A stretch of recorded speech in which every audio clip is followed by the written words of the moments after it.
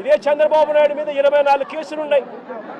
చంద్రబాబు నాయుడు మీద 24 కేసులు ఉన్నాయని చెప్పి చంద్రబాబు నాయుడు గారిని నడి రోడ్డు మీదకి తీసుకొని వచ్చి తన్నడం ధర్మమే అవుతుందా అని అడుగుతా ఉన్నా. చంద్రబాబు నాయుడు మీద కూడా 24 కేసులు ఉన్నాయి. ఆయనను కూడా రోడ్డు మీదకి తీసుకొని వచ్చి తంతే ధర్మమేనా అది?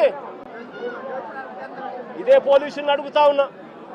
కేసులు ఉన్నాయి కదా అని చెప్పి, పాత కేసులు ఏదో ఉన్నాయని చెప్పి నువ్వు చేసిన పనికి జస్టిఫైబుల్ కారణం కాదది. కేసులు ఉంటే ఆ కేసులు తేల్చాల్సింది కోర్టులు.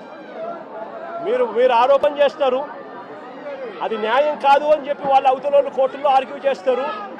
జడ్జి కేసు వింటాడు, జడ్జి తీర్పునిస్తాడు.